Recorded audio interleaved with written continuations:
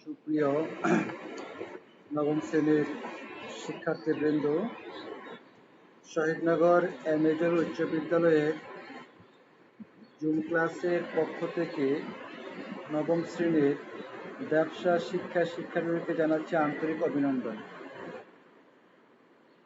আমি এখন নবম শ্রেণীর ব্যবসা শিক্ষা শাখার ছাত্রছাত্রীদের উদ্দেশ্যে হিসাব বিজ্ঞান বিষয় থেকে একটি জুম ক্লাস নিচ্ছি। এই মুহূর্তে যারা এই জুম ক্লাসে অংশগ্রহণ করছ, সবাইকে আন্তরিক অভিনন্দন। যারা বিভিন্ন প্রেক্ষাপটে জুম ক্লাসে অংশগ্রহণ করতে পারছো না, তোমরা তোমাদের সুবিধাজনক সময়ে শহীদনগর অনলাইন থেকে এই ক্লাসটি ডাউনলোড করে যে কোনো সময় দেখতে পারবে। ধন্যবাদ। আমি এখন হিসাব বিজ্ঞান বিষয়ের আজকে প্রথম ক্লাস এবং প্রথম চ্যাপ্টার থেকেই আজকের আলোচনা শুরু করছি। প্রথম চ্যাপ্টার আছে হিসাব বিজ্ঞান পরিচিতি, অর্থাৎ এর ইন্ট্রোডিউস। ব্যক্তি, প্রতিষ্ঠান তথা সমাজের প্রতিটি ক্ষেত্রে অর্থ সম্পর্কিত ঘটনা পরিলক্ষিত হয়। এই সকল ঘটনার সংখ্যা অগণিত এবং বৈচিত্র্যময়। নির্দিষ্ট পদ্ধতি কৌশল ব্যতীত এই সকল আর্থিক ঘটনার সামগ্রিক ফলাফল ও প্রভাব জানা কঠিন। হিসাব বিজ্ঞান হচ্ছে একটি প্রক্রিয়া যেখানে সংঘটিত আর্থিক ঘটনাসমূহের সামগ্রিক প্রভাব এবং ফলাফল নির্ণয়ের পদ্ধতি কৌশল আলোচনা করা হয়। প্রতিষ্ঠানের আভ্যন্তরীণ ও বাহ্যিক বিভিন্ন পক্ষ হিসাব তথ্য জানতে সর্বদাই আগ্রহী। এখানে আমরা দুটা পক্ষ দেখতে পাচ্ছি, প্রতিষ্ঠানের ভিতরে মানে অভ্যন্তরে, প্রতিষ্ঠানের বাহিরে মানে প্রতিষ্ঠানের সাথে প্রত্যক্ষভাবে জড়িত কিন্তু প্রত্যক্ষভাবে নয়, পরোক্ষভাবে। ওই পক্ষটা হচ্ছে আমাদের বাহ্যিক পক্ষ। দুটা পক্ষই সর্বদাই হিসাব বিজ্ঞানের তথ্য জানতে আগ্রহী। তাই হিসাব বিজ্ঞান আর্থিক লেনদেন সমূহের সংরক্ষণ ও পর্যালোচনার মাধ্যমে এদের প্রভাব ও ফলাফল নির্ণয় করে বিভিন্ন পক্ষকে প্রতিবেদন আকারে অবহিত করা হয় বা জানানো হয়। হিসাব বিজ্ঞানের ধারণা। হিসাব বিজ্ঞান এমন একটি প্রক্রিয়া যার মাধ্যমে কোনো ব্যক্তি বা প্রতিষ্ঠানের যাবতীয় আর্থিক কার্যাবলী, যেমন খরচ পরিশোধ, আয় আদায়, সম্পদ ক্রয় বিক্রয়, পণ্য ক্রয় বিক্রয়, দেনাদার হতে আদায় এবং পাওনাদারকে পরিশোধ ইত্যাদি হিসাবের বহিতে সুষ্ঠুভাবে লিপিবদ্ধ করা যায় এবং নির্দিষ্ট সময় শেষে আর্থিক কার্যাবলীর ফলাফল জানা যায়। হিসাব বিজ্ঞান বিষয়ে ব্যবসার আর্থিক লেনদেন লিপিবদ্ধকরণ, শ্রেণীবদ্ধকরণ, ব্যাখ্যাকরণের পদ্ধতি আলোচনা করা হয়। এর ফলে ব্যবসা প্রতিষ্ঠানের আর্থিক অবস্থার পরিবর্তন নির্ণয় করা যাবে এবং এইসব তথ্যাবলী ব্যবসায় প্রতিষ্ঠানের বিভিন্ন সিদ্ধান্ত গ্রহণে কাজে আসে। হিসাব বিজ্ঞানের জ্ঞান ব্যবহার করে হিসাবের বিভিন্ন বিবরণী ও প্রতিবেদন প্রস্তুত করা হয়, যার মাধ্যমে প্রতিষ্ঠানের আর্থিক অবস্থা জানা যায়। তাই হিসাব বিজ্ঞানকে ব্যবসায়ের ভাষা বলা হয়। ভাষা হচ্ছে মনের ভাব প্রকাশের একটা মাধ্যম। তদ্রূপ হিসাব বিজ্ঞান এর সঠিক তথ্য সংগ্রহ করে ব্যাখ্যার মাধ্যমে বিশ্লেষণ করে এর সাথে সংশ্লিষ্ট পক্ষদেরকে তার অবস্থা জানানো, এটি একটি ভাষা। এই ভাষার মাধ্যমে হিসাব বিজ্ঞানের তথ্য তার বিভিন্ন পক্ষদেরকে জানানো হয় বা অবহিত করা হয়। যাক, আমরা ধারণা পড়লাম। এখন পর্ব আমরা হিসাব বিজ্ঞানের একটি গুরুত্বপূর্ণ টপিকস, হিসাব বিজ্ঞানের উৎপত্তি ও ক্রমবিকাশ। এটা কোথায় থেকে উৎপত্তি বা জন্ম হয়েছে এবং কালক্রমে বা আস্তে আস্তে বা সময়ের পরিবর্তনের সাথে সাথে এটা কিভাবে উন্নতি হচ্ছে বা বিকশিত হচ্ছে এই সম্পর্কে আমি এখন তোমাদের সাথে আলোচনায় আসছি। সভ্যতার সূচনা হতে মানুষ বিভিন্ন গুরুত্বপূর্ণ ঘটনা বা হিসাব গাছের গায়ে, গুহায় বা পাথরের চিহ্ন দিয়ে রাখত।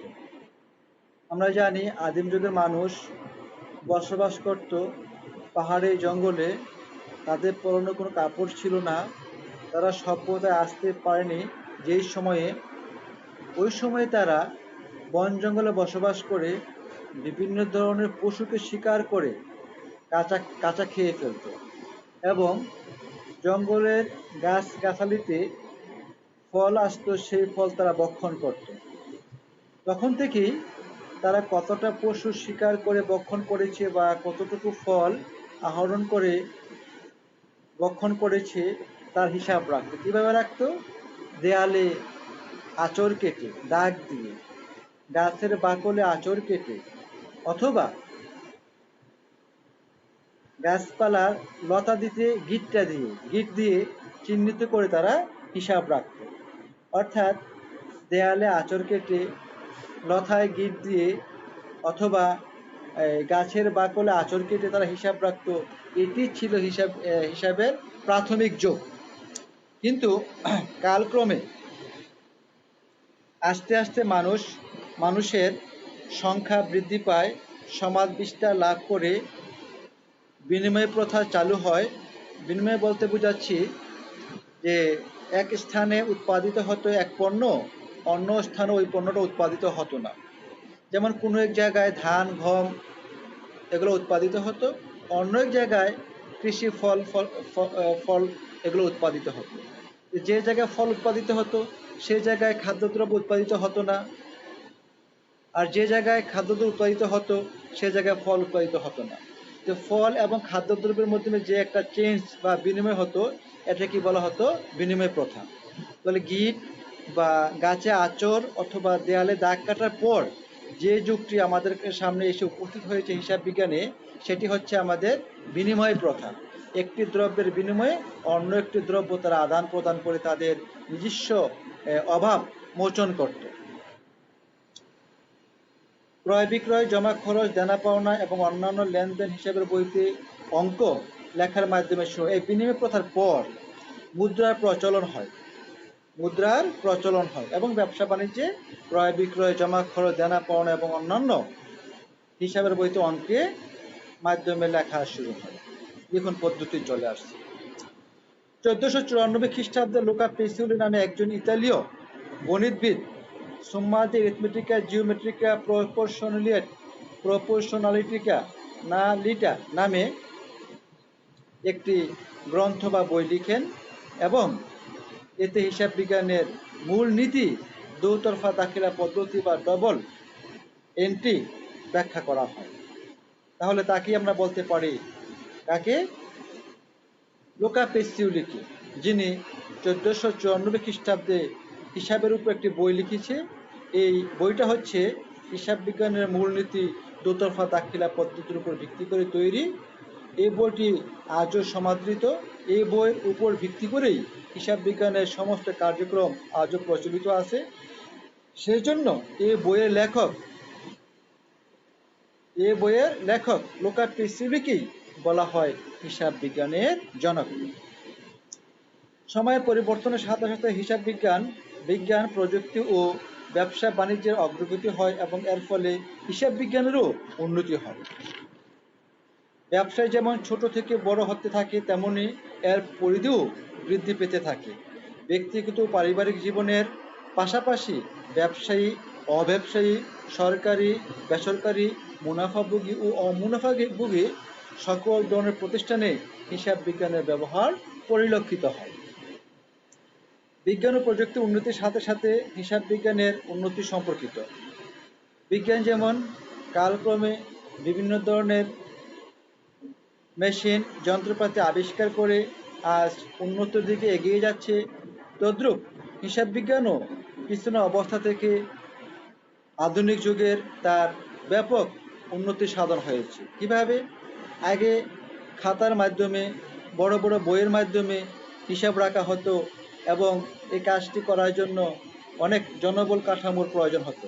কিন্তু আধুনিক যুগে সে বই বা খাতা, বড় বড় খাতার পরিবর্তে আমরা অনেক হিসাব, লক্ষ লক্ষ হিসাব কম্পিউটারের মাধ্যমে, ই-কমার্সের মাধ্যমে লিখতে পারি। তাহলে বিজ্ঞান যেমন উন্নতি হচ্ছে, সাথে সাথে আমাদের হিসাব বিজ্ঞানের বা হিসাব ব্যবস্থারও উন্নতি হচ্ছে। বিজ্ঞান ও প্রযুক্তির উন্নতির সাথে হিসাব বিজ্ঞানের উন্নতি সম্পর্কিত। বর্তমান কম্পিউটার যুগে বড় বড় প্রতিষ্ঠান হিসাবের বই হাতে লেখার পরিবর্তে কম্পিউটারে করা হয়। ফলে সময় ও শ্রম লাঘবের পাশাপাশি প্রয়োজনীয় সিদ্ধান্ত দ্রুত গ্রহণ করা প্রতিষ্ঠানের পক্ষে সহজ হয়।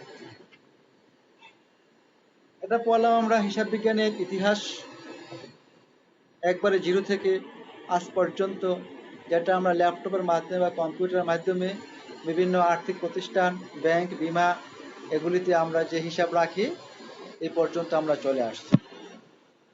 এখন আমরা পড়ব হিসাব বিজ্ঞানের পক্ষ। হিসাব বিজ্ঞানের মধ্যে দুটি পক্ষ জড়িত: আভ্যন্তরীণ ব্যবহারকারী এবং বাহ্যিক ব্যবহারকারী। কারা কারা হিসাব ব্যবহার করে?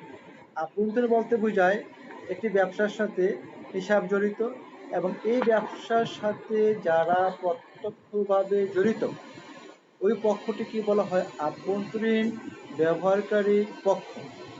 আর যারা প্রত্যক্ষভাবে জড়িত না ওই পক্ষটাকে বলা হয় পরোক্ষ বা বাহ্যিক ব্যবহারকারী পক্ষ। তাহলে আমরা পড়ি মালিক ও ব্যবস্থাপক। যদি ব্যবসা প্রতিষ্ঠানে লাভ হয়, মালিক সেখান থেকে সরাসরি লাভটা ভোগ করে, লস হলে লসের অংশ সে ভোগ করে। সুতরাং মালিক পক্ষ ব্যবসার অভ্যন্তরীণ ব্যবহারকারী পক্ষ। মালিক ও ব্যবস্থাপক হিসাবরক্ষক হিসাবের বই এবং সংশ্লিষ্ট কাগজপত্র তৈরি করেন। ব্যবসার মালিক এবং তার ব্যবস্থাপক এসব হিসাব বিবরণী থেকে ব্যবসার লাভ, ক্ষতি ও আর্থিক অবস্থার পরিমাণ ও পরিবর্তন জানতে পারে। ফলে ভবিষ্যৎ পরিকল্পনা গ্রহণ করতে সহজ হয়, বা এই মালিক পক্ষ, অভ্যন্তরীণ পক্ষ ভবিষ্যৎ পরিকল্পনা যে কোনো মুহূর্তে গ্রহণ করতে পারে। এই অভ্যন্তরীণ পক্ষ ছাড়াও বাহ্যিক বা পরোক্ষভাবে যারা ব্যবসা থেকে সুবিধা পেয়ে থাকে তাদেরও একটি পক্ষ রয়েছে, সেটি হচ্ছে ঋণ প্রদানকারী পক্ষ। সরকার, পাওনাদার, কর্মচারী ও কর্মকর্তা তারও ব্যবসাতে জড়িত, কিন্তু প্রত্যক্ষভাবে নয়, পরোক্ষভাবে। যারা ব্যবসাকে ঋণ দিয়েছে তারা অবশ্যই ব্যবসার তথ্য বা অবস্থা সর্বদা জানতে আগ্রহী। কেন? যদি ব্যবসার অবস্থা ভালো হয় তাহলে ঋণ প্রদানকারী পক্ষ অবশ্যই আনন্দ উপভোগ করে যে আমার ঋণের কিস্তি বা ঋণের সুদ বা প্রকৃত টাকা আমি যথাসময়ে আমি বুঝে পাব। সুতরাং ঋণ প্রদানকারী পক্ষ একটি পরোক্ষ পক্ষ বা বাহ্যিক ব্যবহারকারী পক্ষ, সেও সবসময় জানতে আগ্রহী তার ঋণের অবস্থা ভালো থাকার জন্য ব্যবসায়ের হিসাবের অবস্থা জানতে সে আগ্রহী।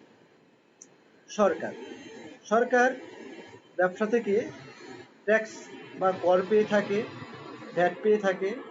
যদি ব্যবসার অবস্থা ভালো থাকে সরকার পুরোপুরি ট্যাক্স পাবে, সরকার ভালো চলবে। ব্যবসার অবস্থা যদি ভালো না হয় তাহলে সরকারকেও ট্যাক্স দেওয়া হবে না বা ট্যাক্স পাবে না। সুতরাং একটি পরোক্ষ পক্ষ হচ্ছে সরকার। সরকার সর্বদাই ব্যবসার অবস্থা খোঁজখবর নিতে আগ্রহী, কারণ সেও এখান থেকে সুবিধা ভোগ করে। পাওনাদার, যাদের কাছ থেকে বা যে পক্ষ থেকে ব্যবসা প্রতিষ্ঠান বাকিতে বা ধারে পণ্য ক্রয় করেছে বা যে কোনো সুবিধা গ্রহণ করেছে, তাহলে ওই পক্ষ ব্যবসা প্রতিষ্ঠানের নিকট পাবে, অর্থ বা টাকা পাবে। সুতরাং তারা হচ্ছে ব্যবসায়ের পাওনাদার। ব্যবসা প্রতিষ্ঠান পাওনাদারের পাওনা পরিশোধ করতে অবশ্যই বাধ্য। সুতরাং পাওনাদারও সর্বদাই জানতে চায় ব্যবসার অবস্থা কিরূপ। সে কামনা করে ব্যবসার অবস্থা যাতে সবসময় ভালো থাকে এবং ভালো থাকলেই পাওনাদার তার পাওনা যথাসময়ে বুঝে পাবে। তাই পাওনাদারও ব্যবসার একটি বাহ্যিক ব্যবহারকারী পক্ষ, সেও ব্যবসার অবস্থা জানতে আগ্রহী। কর্মচারী ও কর্মকর্তা, তারা ব্যবসার নির্দিষ্ট বেতনভুক্ত কর্মকর্তা কর্মচারী। ব্যবসায়ের তথ্য তারাও সবসময় জানতে আগ্রহী, কেননা ব্যবসার অবস্থা যদি ভালো হয়, ব্যবসার অবস্থা ভালো হলেই কর্মকর্তা কর্মচারী নির্দিষ্ট সময়ে তাদের আর্থিক সুযোগ সুবিধা, বেতন, বোনাস বা অন্যান্য সুযোগ সুবিধা তারা ভোগ করতে পারবে। সুতরাং ব্যবসার শ্রমিক, কর্মচারী ও কর্মকর্তাগণ তাদের প্রাপ্ত সুযোগ সুবিধা যথার্থ বিচার ও ন্যায্য অংশ আদায়ের জন্য আর্থিক বিবরণীর সহায়তা গ্রহণ করে। এগুলো হচ্ছে আমাদের বাহ্যিক পক্ষ। এছাড়াও হিসাব নিরীক্ষক, বিনিয়োগকারী, ভোক্তা এবং অন্যান্য সংশ্লিষ্ট ব্যক্তি প্রতিষ্ঠান হিসাব তথ্য ব্যবহার করে থাকেন। তারাও ব্যবসার অবস্থা জানার জন্য আগ্রহী, তারাও ব্যবসার অবস্থা ব্যবহার, বিভিন্ন তথ্য ব্যবহার করে থাকে। আমরা কি বুঝতে পারলাম আজকে? হিসাব বিজ্ঞানের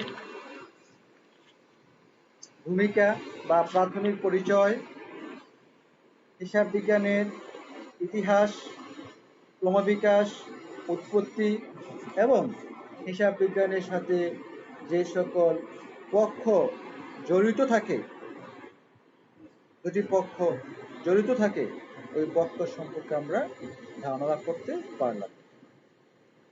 যাক, প্রিয় শিক্ষার্থীবৃন্দ, তোমরা যদিও অনেকেই সরাসরি ক্লাসে অংশগ্রহণ করো নাই, বিভিন্ন প্রেক্ষাপটে এই ক্লাসটি আমাদের শহীদনগর এমএজল উচ্চ বিদ্যালয়ের অনলাইনে থাকবে।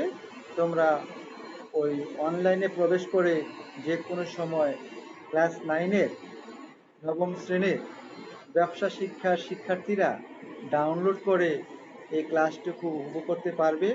আমি প্রতি সোমবার বেলা 12টায় 9-এর ব্যবসা শিক্ষার্থীদের সাথে হিসাব বিজ্ঞান বিষয়ে এই জুম ক্লাস হবে।